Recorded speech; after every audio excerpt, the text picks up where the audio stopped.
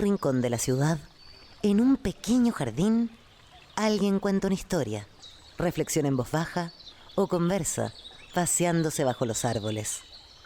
Es hora de volver a casa, bajar la velocidad y darle tiempo al tiempo. Christian Warnken nos abre la verja de su jardín para que respiremos aire puro y oxigenemos el espíritu. En Pauta, aquí comienza Desde el Jardín. Una presentación de AFP Habitat, presentes en tu presente, preocupados por tu futuro. Y Grupo Educar, construyendo el futuro de la educación técnico-profesional en Chile. Lo esencial de toda exploración será volver al propio jardín y ver las cosas por primera vez, decía el poeta T.S. Eliot. Muy buenas tardes, queridos y queridas radiovidentes, que al escucharme me ven caminar por este pequeño jardín al fin del mundo. Voy pisando las hojas del otoño magnífico en la ciudad de Santiago. Son las 7:02 de la tarde y hoy día vamos a tener una muy interesante conversación. Antes quiero contar que en la mañana en la Universidad Diego Portales se abrió la cátedra Carla Córdoba. Una gran noticia. Carla Córdoba estuvo tantas veces en este jardín, en magníficas conversaciones, en inolvidables conversaciones. Una profesora de filosofía, filósofa, que marcó una manera de hacer filosofía en Chile muy potente, muy interesante, y por lo tanto celebramos que la Universidad Diego Portales haya abierto esa cátedra con su nombre. ¿Y con quién se abrió esa cátedra? Con un antropólogo y ensayista social, escritor colombiano, con quien hemos conversado también antes del jardín, Carlos Granés. Carlos Granés es autor de variados e interesantes ensayos como La revancha de la imaginación, La invención del paraíso, Salvajes de una nueva época y sobre todo un libro que nos ha impactado mucho, nos impactó mucho, nos iluminó en un momento determinado a muchos, es la verdad, El delirio americano, una historia cultural y política de América Latina, editada por Taudos. En ese libro él hace una relación muy interesante, esa es la relación iluminadora, entre la trayectoria de la vanguardia artística, literaria latinoamericana con la política, con derroteros políticos de los países. Una vez se separa y piensa que aquí están los escritores y los poetas y acá está la historia en América Latina. No, aquí la frontera ha sido porosa y por eso el delirio americano. Y acaba de presentar un libro también muy interesante. Aquí vamos del delirio al rugido, el rugido de nuestro tiempo. Batallas culturales, trifulcas políticas, también editado por Taurus, donde retoma algunas de las ideas fuerzas que están en este libro, pero las va aplicando y las va aterrizando en cosas que están ocurriendo ahora en la historia política y también en la cultura en Latinoamérica y en España. Y en el mundo entero, en realidad. Ya esto parece que el realismo mágico se pasó también a Estados Unidos, se pasó a Europa, etcétera. No es solamente nuestro. Carlos Granés en el jardín. Carlos, qué gusto de tenerte aquí. Gracias por haberte dado el tiempo en medio de tu agitada agenda en Chile por venir al jardín. Esto era una cita infaltable, por supuesto. Volver a tu jardín y volver a caminar aquí charlando contigo, que es como volver a casa, por supuesto. Antes de entrar en el rugido, vamos a ir brevemente al delirio.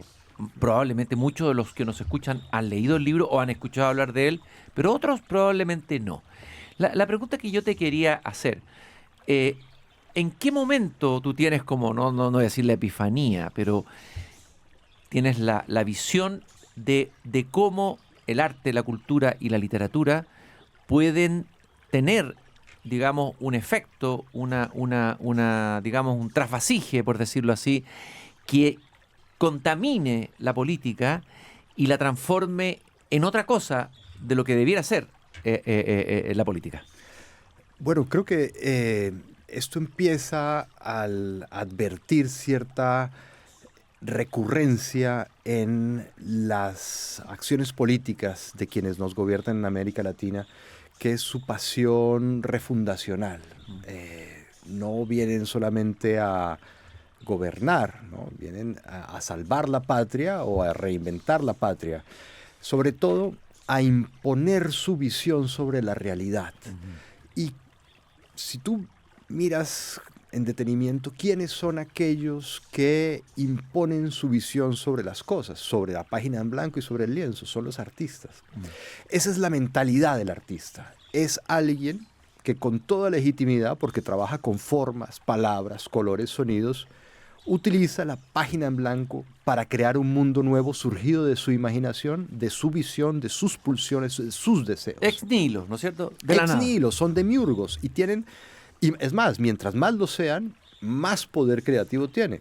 El ejemplo paradigmático es García Márquez. Se reinventa un mundo con sus propias reglas y el resultado es fantástico, es maravilloso. ¿Quién no se enamora de ese mundo inventado, que surge de la imaginación de un ser humano? Y Vicente Guiró cuando dice el poeta es un pequeño dios, Totalmente. el creacionismo poético, ¿no? El creacionismo, que además parte de un descubrimiento cubista, que creen haber descubierto el lenguaje de Dios, que es la forma geométrica. Y con la forma geométrica ya el creador no tiene que copiar el mundo, sino que le puede añadir al mundo algo nuevo y puede transformar la realidad según sus propias reglas. Y esto es fantástico en el arte. Ahora piensa tú en un político que crea que puede hacer exactamente lo mismo sobre la realidad. ¿Cuál es su materia prima? Pues no son las formas, los colores, somos nosotros. Las personas. Somos las personas. Entonces es la sociedad, es el mundo real, nosotros, quienes quedamos básicamente a merced del gran proyecto refundador, de la gran visión del líder político. Por eso los resultados nefastos de esta forma de entender la política copiada o calcada del arte. Oye, Carlos, de alguna manera, sin darnos cuenta, o a veces quizás algunos dándose cuenta, hemos repetido esta manera de hacer política en Latinoamérica. En el fondo, intentar conquistar el Edén, pero en la realidad aplicar esa idea, esa búsqueda del Edén, del paraíso, de refundar desde cero, crear de nuevo, la locura de crear constituciones nuevas, etcétera, etcétera, etcétera, nos ha marcado, digamos, estamos marcados por esa línea desde nuestros orígenes. ¿De dónde viene? A ver, ¿cuál sería el origen del origen? Porque tú en el libro El Diario Americano citas muchos autores, muchos poetas. Partes hablando de Rubén Darío, parece que ahí hay un hito, luego Martí, bueno, y de ahí en adelante hasta llegar al realismo mágico, ¿no? Sí, tenemos una absoluta fe en el papel y en el papel escrito. Se han escrito en América Latina cerca de 400 constituciones. Qué impresionante, qué mesura. Es una exageración, se le tiene demasiada fe a la posibilidad de que lo escrito en un papel se va a transformar en realidad casi que mágicamente. ¿Y cuál es el país que más constituciones tiene? Haití. Y mira cómo está Haití. Imagínate. Luego, esa fervor, pasión, fe que se tiene en arreglarlo todo en el papel para que mágicamente se arregle la realidad, nos ha jugado tremendas malas pasadas. No se entiende que lo que hay que crear son instituciones, que las instituciones sí bajan a la tierra y generan arraigo, cimientos sólidos en la realidad de las ideas. Las ideas, fantástico, pero eso tiene que traducirse en instituciones, no simplemente en papeles con buenos propósitos y con, digamos, una lista de derechos que parece un wish list, ¿no? Claro. ¿Qué se me ocurre que deseo? Bueno, pues pongámoslo en la Constitución y parecería que mágicamente se va a materializar en la realidad. Ese es un gran engaño latinoamericano que nos ha perseguido básicamente desde la independencia. Y tú dices aquí y en el otro libro que el delirio, la imaginación, incluso la alucinación, son bienvenidos en el ámbito estético. Ese es el lugar y el espacio donde puede salir nuestra sombra, nuestras luces, nuestros júbilos, etcétera. Pero el problema es cuando eso estalla en la realidad, en la política, ¿no? Por supuesto. Digamos que la materia prima del arte es la humanidad en todas sus facetas, las tenebrosas y las benevolentes, la luz y la oscuridad. Y más aún, la cultura está para eso. Digamos que el arte es el instrumento que mejor hemos diseñado para conocer el alma humana, para conocer lo que somos y sobre todo para escarbar en aquellos rincones oscuros que no son visibles o que queremos ocultar. El arte llega allí, ¿no? Allí llega la buena literatura, allí llega la buena pintura, la poesía, todo llega allí. Puede por eso traficar con las pasiones más bajas el arte, y debe hacerlo, porque nos permite verlas y conocerlas sin exponernos, sin entrar en peligro, incluso gozando con ellas. ¿Qué ocurre cuando es el político quien empieza a manejar las bajas pasiones, quien empieza a ventilar odio, quien empieza A delirar, a imaginar. exactamente, a imaginar cosas utópicas y realizables?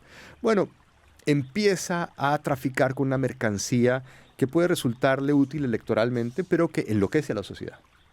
Genera una polarización brutal y convierte la política en casi que en un arte, pues se vuelve muy divertido, se vuelve muy apasionado, se vuelve muy, muy fervoroso, genera fanaticada, pero los resultados son paupérrimos, digamos, porque un político tiene que ser racional, tiene que tener un polo a tierra, tiene que entender de política pública, tiene que hacer buenos diagnósticos y tener soluciones para problemas reales. Oye, y eso hace que, a ver, en la historia de la literatura, del arte, en general las grandes figuras literarias, la mayoría terminan adhiriendo a estas ideologías o de derecha o de izquierda, populistas, delirantes, etcétera. Y es escaso ver intelectuales que adhieren, no sé, la democracia liberal, que son de centro o que son moderadas. Vargas Llosa, alguien que se arrancó de ahí, que se convirtió. Pero es escaso ver eso en el mundo cultural latinoamericano, por esta confusión, ¿no es cierto?, que hay de fondo. Exactamente. El creador es, incluso los buenos creadores, viscerales y radicales en su visión estética. Más aún si hablamos de la vanguardia. Los vanguardistas eran personajes que estaban dispuestos a destruir todo el arte del pasado y a refundarlo todo de cero y a crear nuevos estilos y nuevas formas de belleza surgidas de su visión, de sus formas de entender el mundo. Claro, cuando este tipo de personalidad entra al debate político, no se va a conformar con, digamos, una versión posibilista, moderada, plural y tolerante de la política. Al contrario, se va a ver tentado por el esfuerzo, por el exceso, por la radicalidad. Hay muchos artistas.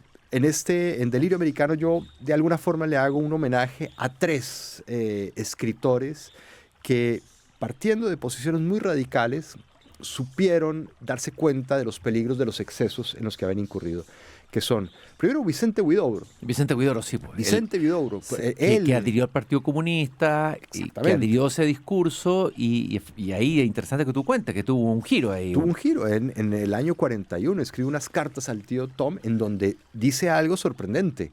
Dice, tenemos que reconocer que la democracia se ha deshecho en todo el mundo. Está hablando justo después, durante la Segunda Guerra Mundial.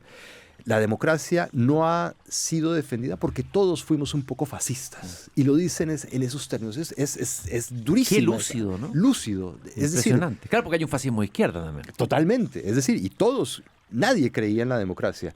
Incluso Huidobro decía que el sistema democrático es un colchón de papeles inútiles. Así sí, es claro. decir, y así se veía, una cosa lenta, anquilosada, que no es efectiva, más bien adormece, es rutinario y es viejo, es un modelo superado. Ante el fascismo, imagínate, que era dinamismo, velocidad y violencia, parecía una cosa arcaica.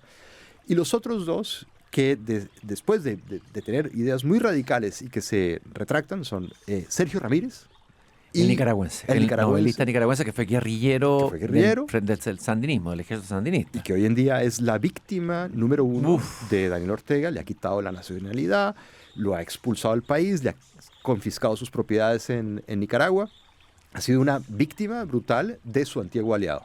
Y el tercero es Mario Vargas Llosa. Desde luego. Que también, viniendo de Cahuí, del Partido Comunista Peruano, de haber sido uno de los voceros y defensores de la Revolución Cubana, ante la evidencia de que la revolución que prometía la libertad empieza a devorar a los poetas y a los escritores, pues se revela y dice no.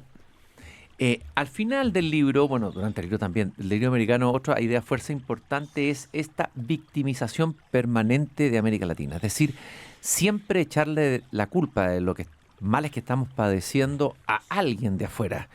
Estados Unidos, desde luego, la potencia, el imperialismo. Muchos siguen todavía justificando lo que está pasando en Cuba, echándole la culpa al bloqueo norteamericano, que probablemente es uno de los factores.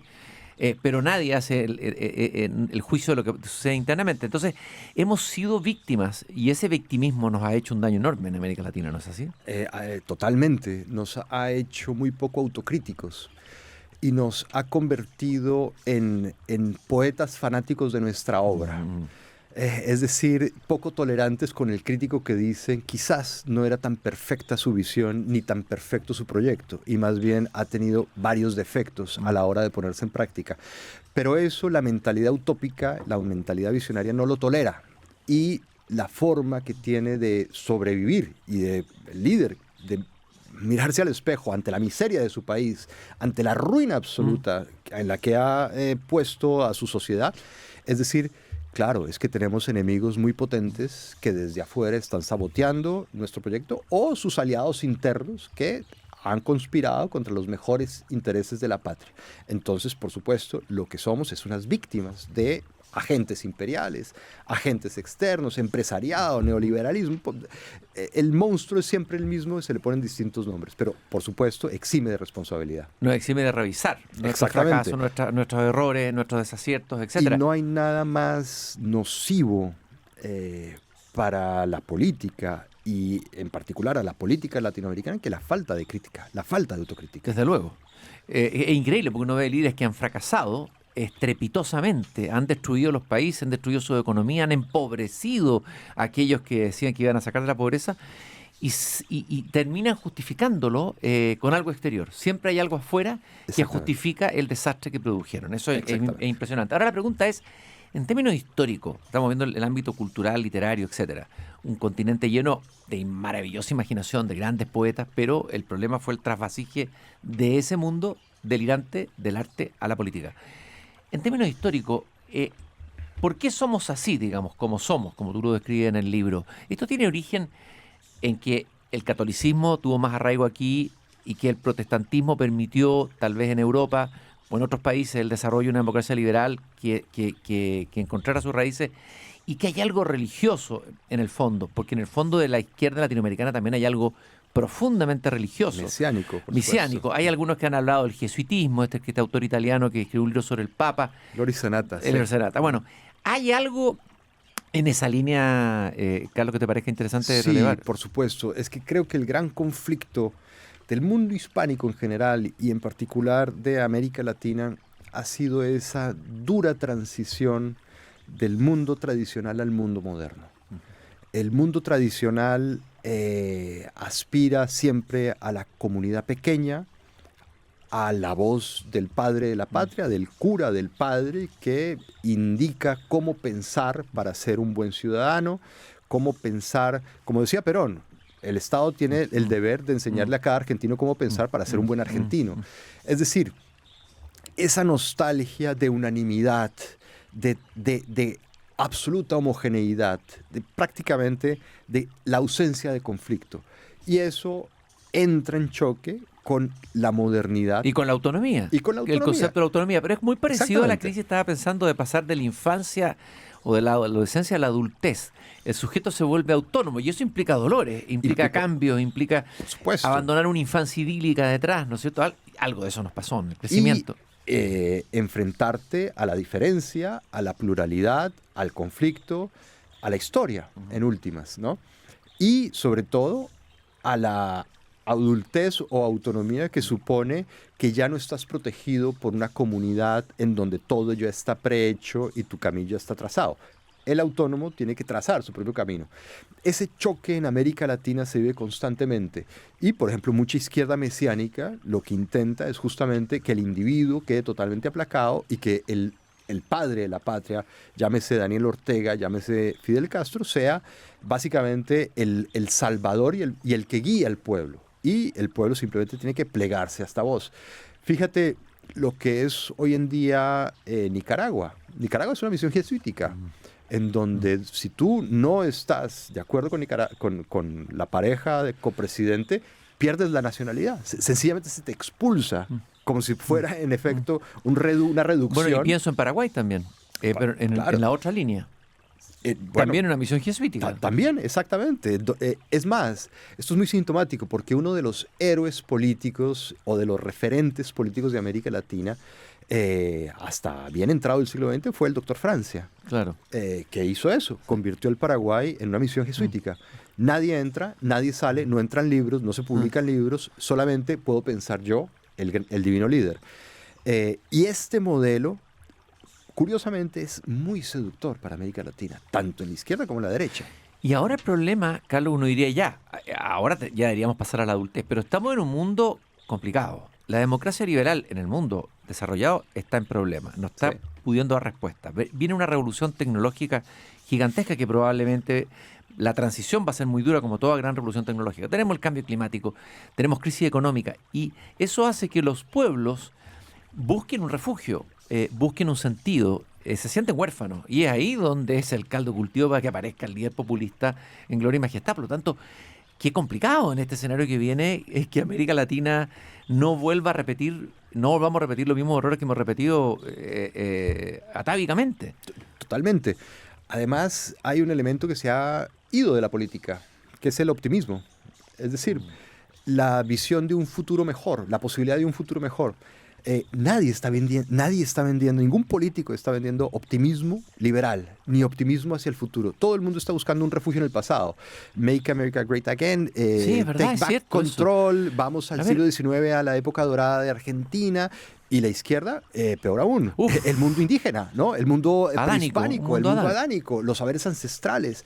Allí está, digamos, un elixir purificador que Ahí está va la felicidad. a limpiar, a redimir los vicios de Occidente, ¿no? Son visiones totalmente pasadistas que, lejos de despertar la confianza del votante, lo llenan de miedo, porque no hay un futuro que se muestre como anhelante, ¿no? Que den ganas Bueno. de avanzar Bueno, en busca de él. Eso nos pasó de alguna manera en Chile, cuando de alguna manera irrumpe esta nueva generación del Frente Amplio. Gabriel Boric llega a la presidencia de la República y se empieza a mirar con nostalgia el gobierno de Allende Claro. y se ve todo el periodo de la Concertación como un periodo de traición, de autotraición, de corrupción, de exactamente. decadencia. Y ahora lo estamos añorando ahora con nostalgia en Chile, que fueron los años dorados en muchos sentidos. Entonces, pero es impresionante cómo tiene un ascendiente esa idea y cómo puede llegar a mucha gente y tener un efecto tan nocivo. Totalmente, es buscar paraísos perdidos en el pasado. El caso de Boric y del Frente Amplio fue evidente. Es más, en el discurso de posesión de Boric, repitió esa parrafada de Allende de se abren las grandes alamedas, ¿no?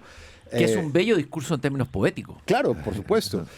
Pero nuevamente la poesía es inspiradora y sirve para muchas cosas, excepto para gobernar y para resolver Bueno, a lo mejor problemas por eso concretos. Platón expulsó a los poetas de la República. Estoy pensando yo que amo a los poetas, pero Sí, bueno. Exactamente, sí. Yo también los amo, los leo con fervor, pero no los recomiendo como asesores políticos, sin duda, y menos para resolver problemas reales de la realidad. Entonces sí, hay una permanente búsqueda de paraísos perdidos en el pasado y esto habla de una cierta incapacidad contemporánea en el mundo entero de poder proyectarse con optimismo y con seguridad hacia el futuro.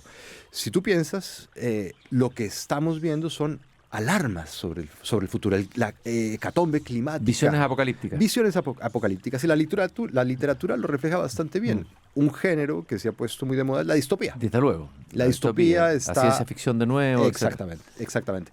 ¿Y sabes quiénes son los únicos que están de verdad pensando el futuro? Y esto es alarmante.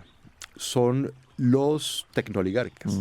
Ellos sí tienen una visión de futuro escalofriante, ¿no? Sí, claro. Es el fin de la democracia, Sí, ciudades-estado gobernadas por CEOs y una inteligencia artificial que controla con todas las libertades menos las políticas.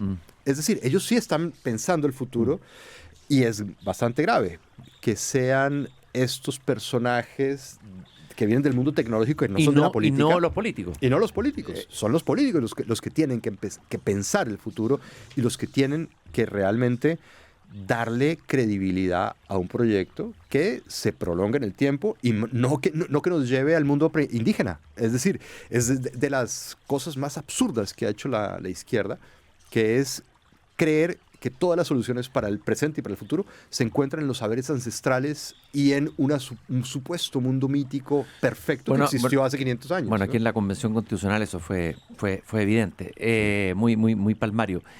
El populismo no solamente ha florecido en Latinoamérica, decíamos, ha florecido en Europa, en países desarrollados, se apoderó de Estados Unidos, y por lo tanto tenemos una oleada populista con mucha fuerza, de derecha e izquierda, pero parece, al leer, y ahora vamos a entrar en el rugido de nuestro tiempo, es interesante el dato que tú das, que Perón es, que como que ahí comenzó todo, como que ahí comenzó el populismo, Perón de alguna manera podríamos decir, es un caso interesante sí, el de Perón. Perón lo sistematizó y lo convirtió en estrategia. Perón fue un político supremamente hábil, supremamente inteligente.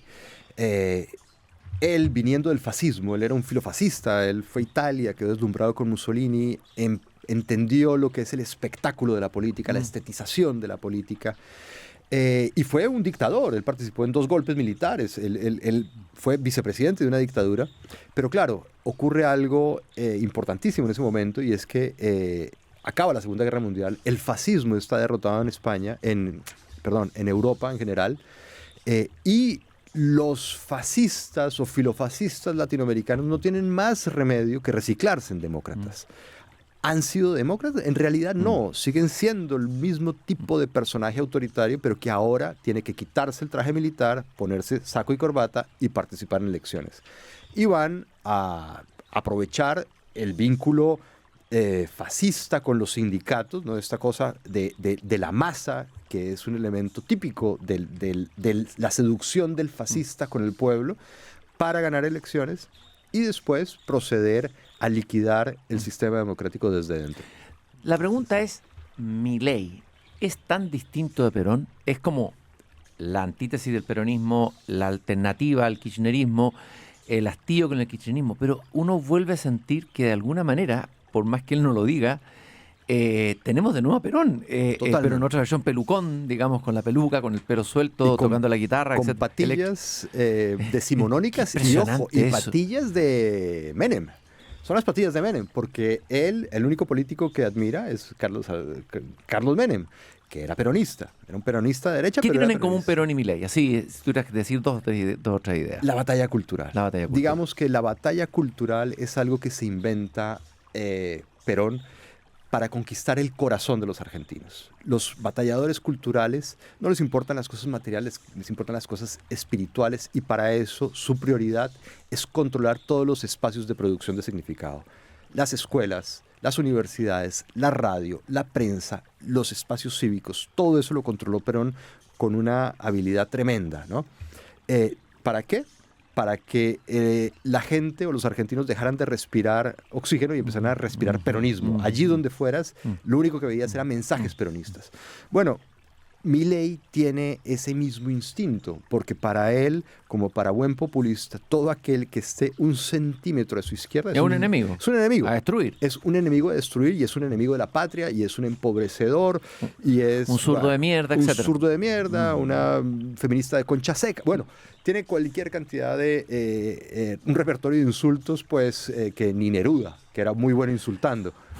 Sí, entonces... Chacales que el chacal rechazaría, como dice Neruda en el Residencia en la Tierra, ¿no es cierto? Bueno, estamos... Entonces, en eso se parecen, por supuesto.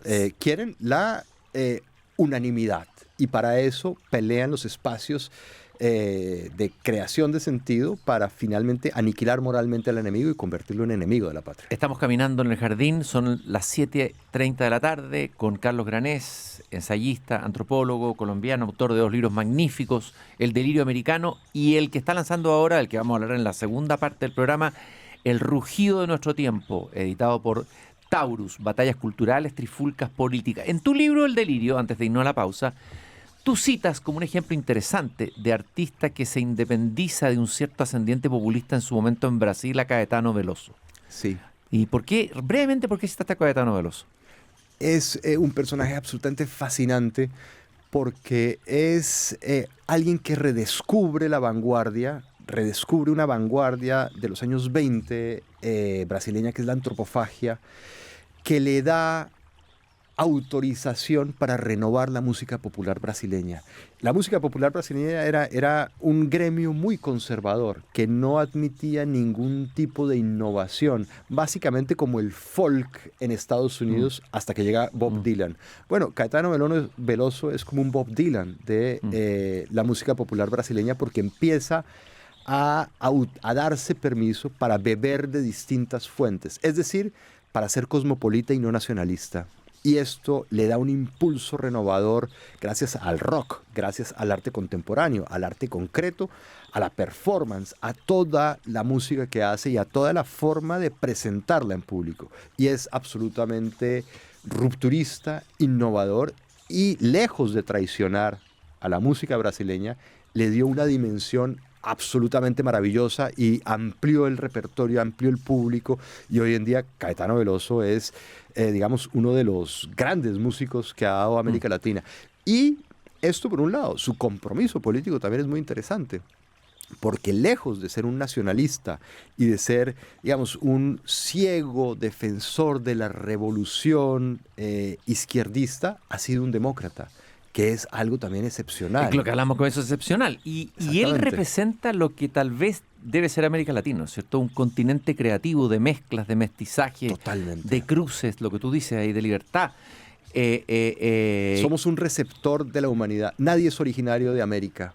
Puede que los indígenas hayan llegado 30.000 años antes que los españoles, pero a partir de ese momento, aquí ha llegado todo el mundo. Ha llegado China, ha llegado Japón, ha llegado toda África, ha llegado los árabes, los judíos, ha llegado todo el mundo, y eso, lejos de corrompernos o de desviarnos de un supuesto camino prefijado, nos ha enriquecido de una forma tremenda. No lo valoramos del todo, pero es básicamente nuestra gran riqueza. Vamos a irnos a la pausa con un tema de Caetano Veloso, que es una canción, Anjos Tronchos, que es una obra maestra de la lírica moderna en la que Caetano aborda el impacto de la era digital, el algoritmo, las redes sociales y el avance de la inteligencia artificial. Esta letra explora la dualidad de Internet, nos acerca y globaliza, pero también aliena, polariza y moldea nuestras sociedades, transformando el mundo en un lugar complejo y, lo que decíamos, a veces distópico. Vamos con Caetano Veloso y volvemos con Carlos Granés en pocos minutos más. Ya estamos de regreso con Cristian Barken, directamente desde el jardín, en Radio Pauta 100.5. Seguimos caminando esta tarde de día lunes, aquí en el jardín, una caminata peripatética, puede sonar un poco pretencioso, pero una caminata otoñal, con Carlos Granés, antropólogo, ensayista colombiano, autor de libros muy importantes, ensayos muy notables, entre ellos Delirio Americano, hemos comentado algo en el bloque anterior. Y ahora vamos a conversar del rugido de nuestro tiempo. Usaste el concepto de delirio, como ahí hay una idea fuerza que recorre la historia cultural y política de Latinoamérica. Y ahora el rugido, en un sentido más amplio, Latinoamérica, pero también abarca Europa, Estados Unidos y España, ¿no? Sí. A ver, ¿por qué el rugido te surge como la idea o el concepto que puede dar cuenta de lo que estamos viviendo hoy día? Sí, mira, yo a la hora de pensar el desorden del mundo, un desorden geopolítico, un desorden cultural y un desorden político, lo que oí fue un rugido. Es decir, no estamos pensando, no estamos razonando, no estamos dialogando, estamos rugiendo. Y en el mundo actual, la economía de la atención, quien más duro ruge, más se hace oír, curiosamente, ¿no? Y mira cómo son las cosas. Y esto me preocupa cada vez que mis libros predicen la realidad inmediata, porque eso habla mal de la realidad. Habla bien del libro, pero habla mal de la realidad. Pocas semanas después de haber publicado este libro, que es El rugido de nuestro tiempo, un candidato en Colombia de la extrema derecha, como lema de campaña, dice: soy un tigre que ruge y muerde. No te puedo creer. Imagínate. Entonces, más sintonizado con la época imposible. Estás muy conectado, ¿eh? Muy conectado. Y en efecto, este es un político de esta nueva camada que pasa de de un outsider, ¿no? Un tipo que no está en política y que de pronto se perfila como un posible presidente de Colombia, como los bólidos de 0 a 10 kilómetros en 100, en 10 segundos a 100 kilómetros. Este pasó de Instagram a la campaña presidencial y posible competidor en segunda vuelta en pocos meses, ¿no? A punta de rugidos. Y es un candidato como de la extrema derecha o de una derecha libertaria. ¿De qué tipo de derecha es? Es una derecha que copia por un lado a Milei y que copia por otro lado a Bukele. Es barbibukeliano, por llamarlo de alguna forma, esa barba perfilada que ya resulta característica. Y por otro lado, un histrión, un personaje que nace al mundo político ya como un meme, porque se hizo famoso gracias a su Instagram y a su estilo de vida opulento y cuasi mafioso. Es decir, es alguien que se ufana de viajar en avión privado y en vestir de la forma más, como se diría en España, hortera posible, de un mal gusto espeluznante, y además de haber sido abogado de los grandes mafiosos colombianos, por un lado, y de Alex Saab, por otro. Lo más terrible es que, por lo que leí en una entrevista creo que diste, y algo dices también en el libro, la segunda vuelta que va a haber en Colombia es probable que sea entre ese candidato y el candidato de la izquierda, que no digamos que a lo mejor no ruge, pero que representa la quintesencia de un populismo delirante. Exactamente. Quiero creer que no, quiero creer que va a primar la sensatez y la racionalidad y no van a pasar, al menos no los dos extremos, al menos que la opción más de centro-derecha tenga algún tipo de opción. Las encuestas por ahora no son claras. Hay posibilidad. Pero el caso es que si ganaran el paso a la segunda vuelta, estos dos populismos, estaríamos en un escenario claramente contemporáneo. Dos populismos. Uno, antiglobalista, que cree que Colombia debe desmarcarse de la Corte Interamericana de Derechos Humanos, dejar de tontear con eso de los derechos humanos y más bien, a la manera de Bukele, mano dura y soluciones colombianas a problemas colombianos y que no llegue ningún europeo con actitud colonialista a decir cómo hacemos las cosas. Y si gana Cepeda, Iván Cepeda, de la izquierda, el seguidor de Petro, lo que tendremos es una muestra típica del populismo de izquierdas que considera que la representación política solamente es legítima en el Ejecutivo. Y que todos... Que él representa directamente al pueblo, como los antiguos monarcas. Exactamente. Porque tiene algo de las antiguas monarquías, ¿no es cierto? Y que descree la separación de los poderes. Totalmente. Y además que tienen una empecinada obsesión con el Congreso colombiano al que no le reconocen legitimidad democrática. Para Petro y para Iván Cepeda, allí solo hay un nicho de politiqueros corruptos, oligarcas, esclavistas. Entonces, lo que ha intentado hacer Petro desde más o menos la mitad de su mandato, cuando empieza a haber oposición y empieza a haber bloqueo a sus proyectos, que es un bloqueo legítimo. Él dice que es un golpe blando, pero digamos, el precio de vivir en democracia siempre es la oposición. Tener algún tipo de fricción que te obliga a negociar y a moderar tus propuestas, tu visión, no como un pintor que no acepta ningún tipo de corrección de una tercera mano. No, en política sí, en política hay que negociar, hay que pactar, hay que llegar a acuerdos y no están dispuestos a hacerlo y por eso su gran obsesión es una constituyente que reemplace el Congreso. Eso me huele a música, me suena a música conocida, que la tuvimos muy cerca. Por supuesto. En el proceso constitucional chileno en el primero. Un Petro que sube los sueldos a los colombianos en un 23%. Es una medida impresionante. ¿Qué va a pasar después con el que llegue a la presidencia y tenga que pagar los costos de esa medida populista extrema? Por supuesto, es una bomba de tiempo. Y que además le permitió subir 10% que se traspasaron al candidato que lo va a representar a él, a Petro, ¿no? Por supuesto, es una medida electoralista que simplemente tiene en cuenta el corto, ni siquiera el mediano plazo, el más inmediato plazo, que son unas elecciones, ¿no? Es, por supuesto, darle dinero en el presente a gente que por sus circunstancias económicas no tienen futuro y nunca piensan en el futuro. Entonces, todo lo que sea déficit público, inflación, pues no lo afecta, no hace parte de sus preocupaciones. Pero la bomba fiscal que está metiendo en la economía va a estallarle al siguiente presidente. Pan para hoy, hambre para mañana, como dice el dicho popular, sí. ¿no? Petro, brevemente, la figura de Petro, que tú la delineas y le dedicas bastantes páginas, se nota que te preocupa y te angustia esa figura, porque le dedicas hartas páginas en tu libro El rugido de nuestro tiempo. ¿Cuál es la especificidad como político, la característica de este Petro? Que Petro, conocemos a lo mejor no tan bien acá en Chile. Mira, Petro es uno de estos personajes que se creen enviados por la providencia para salvar una nación, o para liberarla más específicamente. Él, si tú lo oyes en sus disquisiciones históricas, que son supremamente delirantes, entiende la historia de Colombia como una perpetua opresión del pueblo colombiano.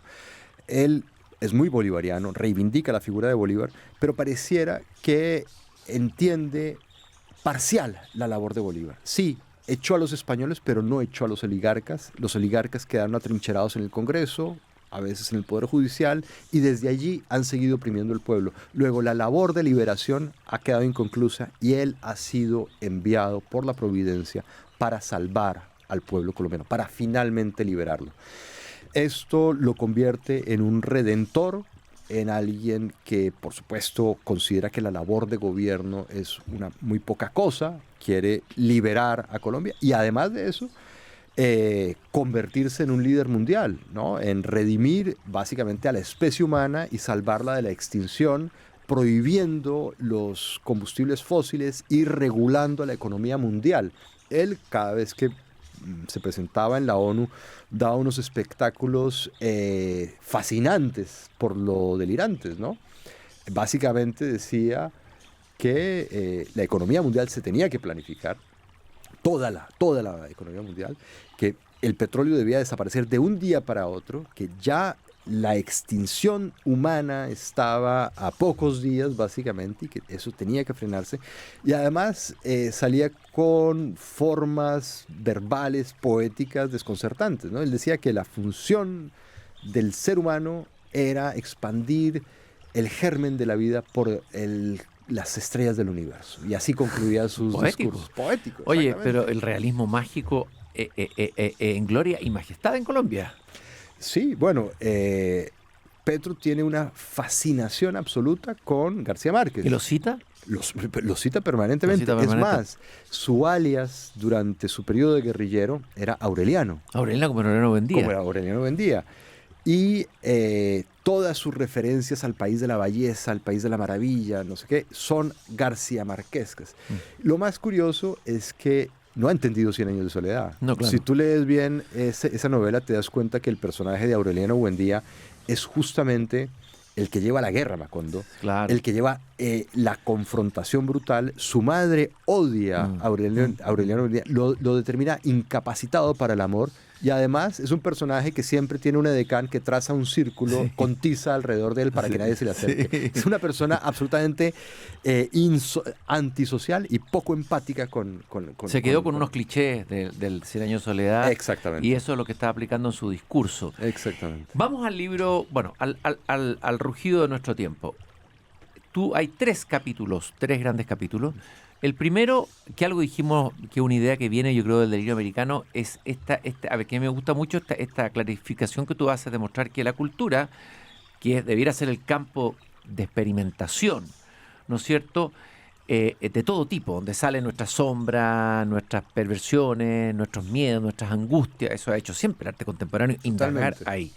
De pronto se ha visto asediada por cuestionamientos morales y ha terminado secuestrada, por lo que tú vas contando ahí, por un discurso moralista y buenista. Y eso comienza a ocurrir, tú señalas como casi una fecha, digamos, a partir de la crisis económica del 2008, esto se agudiza y lo vamos a ver en varias. Ese es el primer capítulo y me gustaría detenerme en él. Bueno, y la política, que el campo debiera ser de la responsabilidad y el compromiso moral, al revés de la cultura, lo distinto, ahora resulta que es el campo del delirio absoluto, de la imaginación desatada.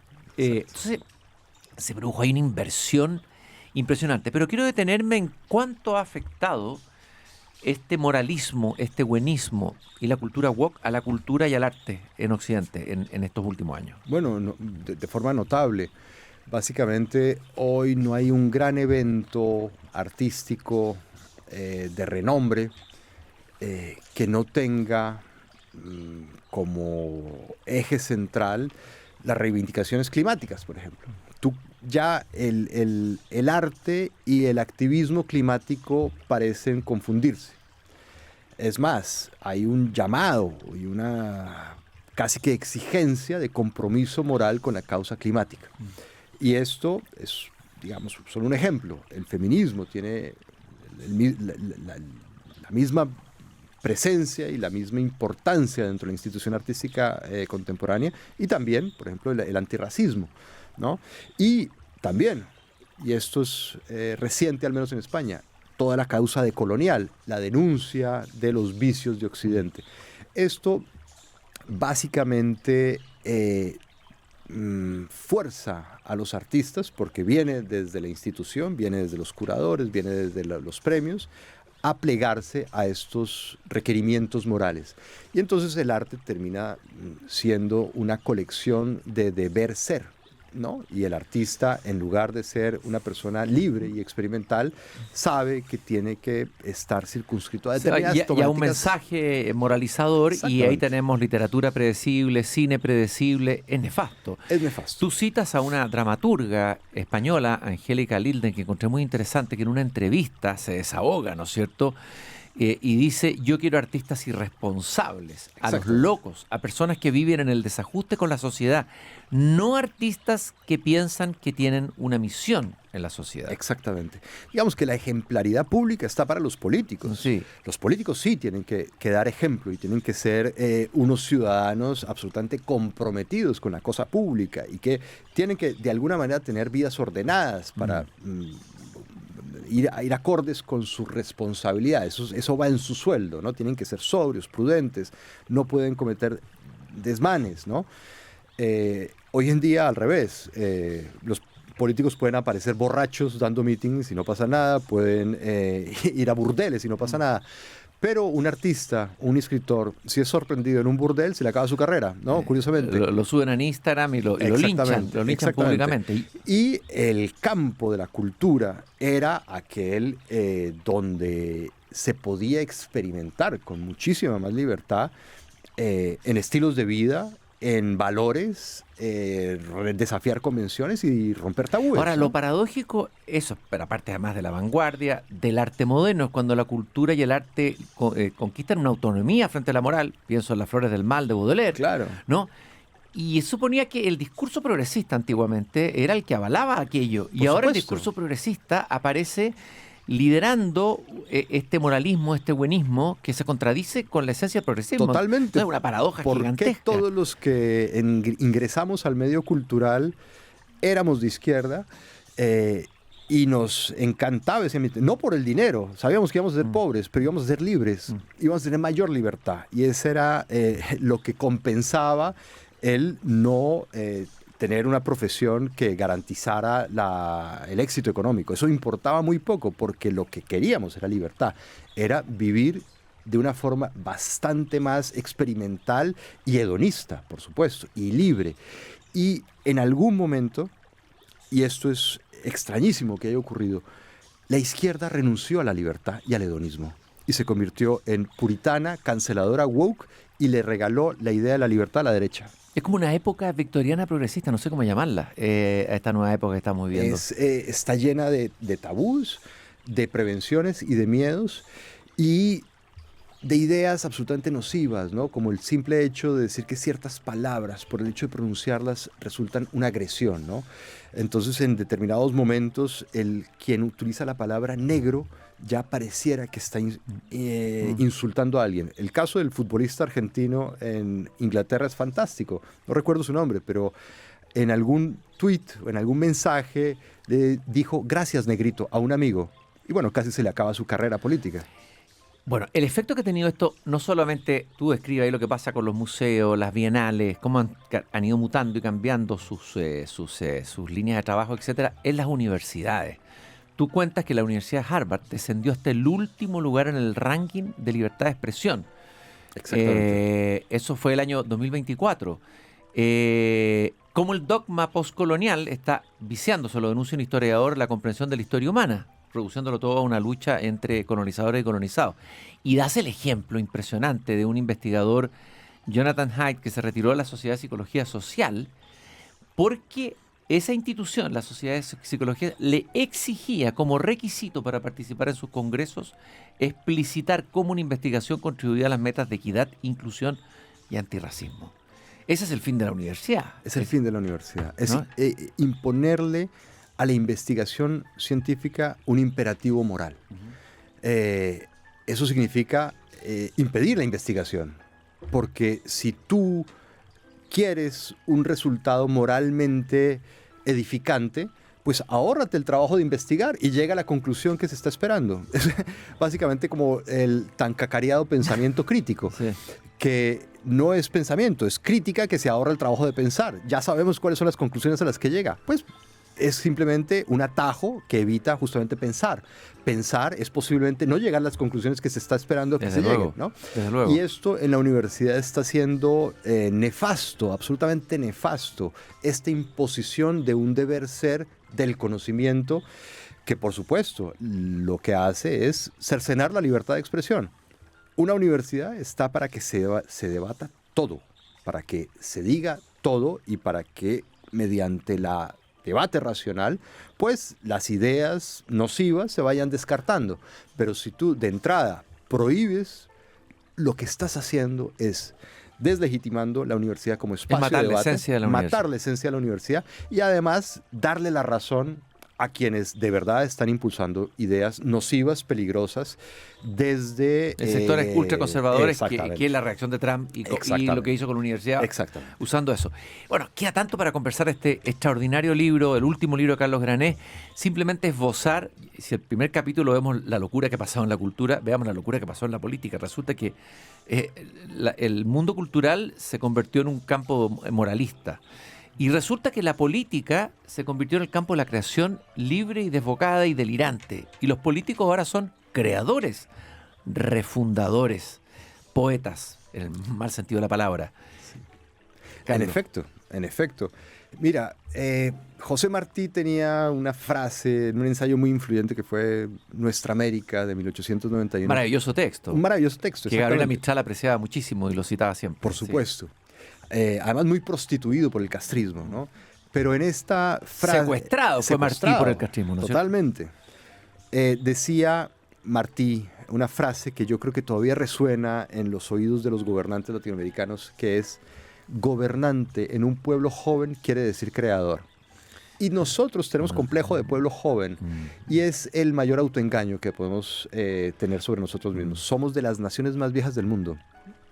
Nosotros, junto con Estados Unidos y Francia, fuimos pioneros de la Revolución Moderna y fuimos los primeros que empezamos a consolidarnos como naciones. Tenemos 200 años.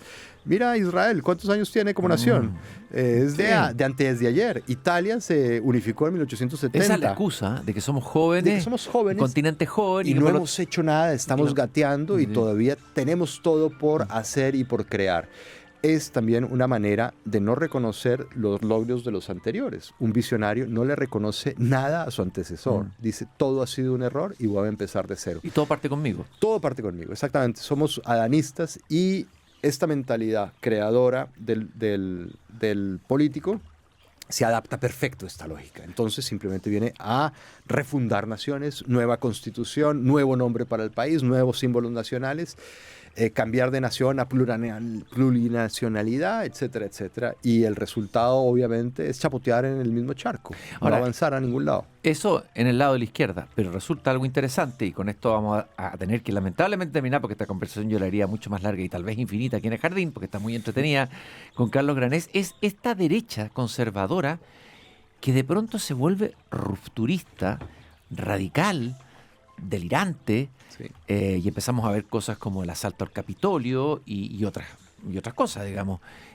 Es impresionante ese vuelco, cambio, giro de la derecha en el mundo y también en Latinoamérica. Totalmente. Han aprovechado cierta marginalidad. Digamos que el mundo post-68, post-mayo del 68, privilegió ciertos valores izquierdistas y liberales. Digamos que la vanguardia triunfó en ese sentido, nos hizo más libres, más autónomas, más expresivos, más hedonistas, más tolerantes, legitimó el feminismo, legitimó la homosexualidad, nos hizo más abiertos y a los sectores reaccionarios los sacó del escenario político, los mandó a un closet.